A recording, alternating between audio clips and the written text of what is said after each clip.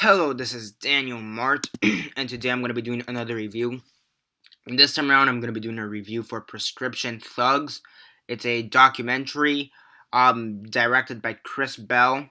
And yeah, I went to the IMDb page, and there's no cast per se for the documentary. So yeah, there's no list of people who they interviewed or whatever. Like they interviewed a few people in this movie. But yeah, the main guy is Christopher Bell. He directed it and he did the interviews. So yeah, before I begin though, 10-second spoiler warning as usual. For those who have yet to actually watch the movie and haven't already, stop the video, go check it out, and come back and watch the rest of this review. 10-second spoiler warning as usual, starting now.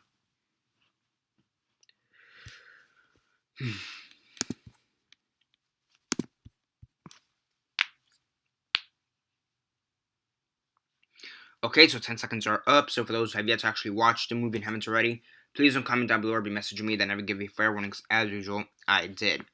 So yeah, Prescription Thugs. As usual, quick synopsis, likes and dislikes, and then the rate. So basically you have Chris Bell or Christopher Bell, the director, the main person behind the camera. And basically he basically goes out to the world, I guess, in a sense. I really don't know how to explain it. He's basically trying to expose the pharmaceutical companies and how they do stuff. How one thing leads to another thing and whatever, like how, and they give some pretty basic examples. They say if you have a headache, you go buy aspirin, and okay, just follow me on this one. This is the example they gave, or something to it. You have a headache, you go buy aspirin. Okay, now that aspirin has a side effect. Let's say that side effect is that now you can't sleep. You're insomniac or whatever, insomniac. So now you buy sleeping pills, etc. Just kind of domino effect. And he's basically trying to find like the scientific viewpoint, the pharmaceutical viewpoint. He interviews this lady who's the president, or like the president or VP or something, or the secretary of a pharmacy company or something like that. He interviews former not drug dealers, but like pharmaceutical drug dealers, if that makes sense. People who work at the pharmacy. That probably came out wrong, but whatever. He interviews people who have taken kind of this stance against the pharmaceutical companies.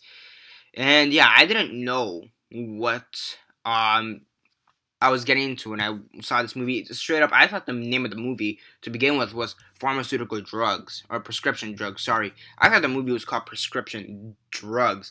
I didn't realize it was called Prescription Thugs till I searched up the movie. So yeah, so yeah, and it's interesting. I do want to. It is interesting. I will say that it's interesting as how this viewpoint is, and I guess to a certain degree, it's true. I guess to a certain degree, it's true that one thing occurs, so you buy pills or some kind of medicine.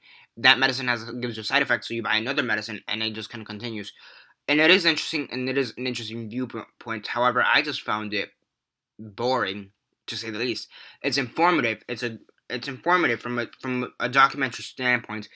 It's informative, but I don't really feel like it was exciting per se.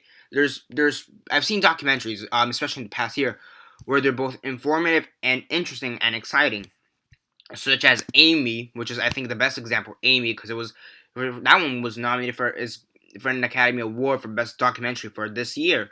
So that was both interesting and informative. Okay, and that's what documentaries, in my opinion, have to be. They have to be informative and entertaining. And Amy, I think, is the best example of that. Other documentaries I saw, The Deli Man, that was pretty interesting. It was about Jewish food and this Jewish chain restaurant in New York, I believe. Kurt Cobain, Montage of Heck. I loved that one. Nirvana, still Soaked in Bleach, again Nirvana, but whatever. I've seen some pretty interesting documentaries. On the flip side, I've seen some pretty shitty documentaries, also known as For Blood Moons. Okay, now very fast. Back Kid Begins. I know I'm gonna fall.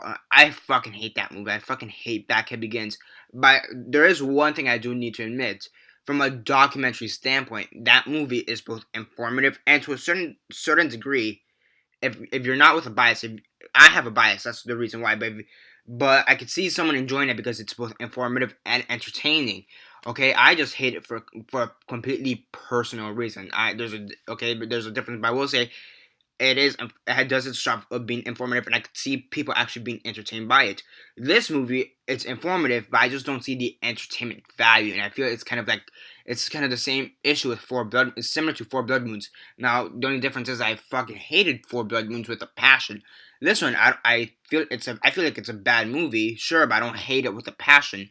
Okay, I feel Four Blood Moons. Sure, it was informative. It could have done the information loads better, but it was nowhere entertaining. They had some information. I thought, oh, that was pretty interesting, but at the end, it was just, I felt it was a little bit of bullshit the way they showed the information. Here, I felt the information was good. I felt some of it was kind of bullshit in a sense, but I saw where they were coming from, but it's not really that entertaining. And there's points in this movie I just kind of got bored.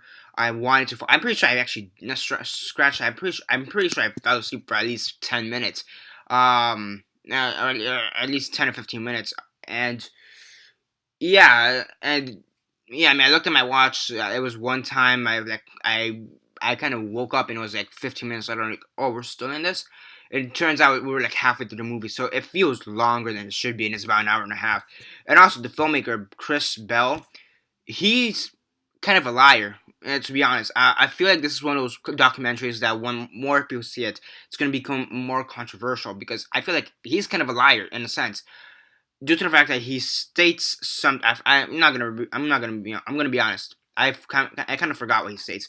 It was something like it's something with the pills that he took that it cured. I think it was like he got cured, of his illness or whatever. He got cured of his obsession with pills or some crap like that at the beginning of the movie. He says that, and then towards the end of the movie, he's like, "Oh yeah, by the way, I never got cured. I just kind of led you on." Or it was something like that. I don't remember. And that's the thing. It's also pretty forgettable for a documentary. Like even Four Blood Moons, which I hate with a passion. I remember stuff. I remember certain facts about it that they gave to me. Okay, same thing with Bad Kid Begins.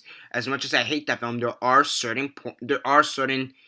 there is information that I still remember right now. Like Four Blood Moons, I remember. I remember. I remember how they gave this one story about during Nazi Germany or whatever that this bomb came down and it didn't explode, and supposedly that was supposed to mean that these Jews were saved or some crap like that. Again, it was really shoddy evidence. Okay, Back It Begins. I mean, sure that one was media news, so the kid had leukemia, but I remember some of the certain facts. They had like Riddler, or an actor playing Riddler and stuff, and he went to the stadium, the San Francisco Stadium or whatever, and beat Penguin or some crap like that. Okay, so even bad documentaries, I still remember information. Here, it's just kind of forgettable in my opinion. I don't remember anything that any evidence these people said. So yeah, it's just a really bad doc. I feel like it's gonna be one of those movies or one of those documentaries, to be more specific, that as more people go see, I feel like it's gonna have more controversy, even just regarding the subject, of how big pharma is and stuff like that. I feel like it's gonna be more controversial. So yeah, on a scale of 1 to 10, 1 being the worst, 10 being the best, and 6 being decent, I'd give it like a 3 out of 10. I mean, there is some evidence. It's informative, but to be honest, I've forgot most of the evidence by now, and I saw it a couple days ago. And yeah, I remember stuff from Back It Begins and Four Blood Moons, and I saw those about a month and a month ago for Back It Begins, and about maybe 7, 8 months ago for Four Blood Moons, maybe 9 months ago for Four Blood Moons, give or take. I don't remember. 10, somewhere between 7 and 10 months ago for Four Blood Moons.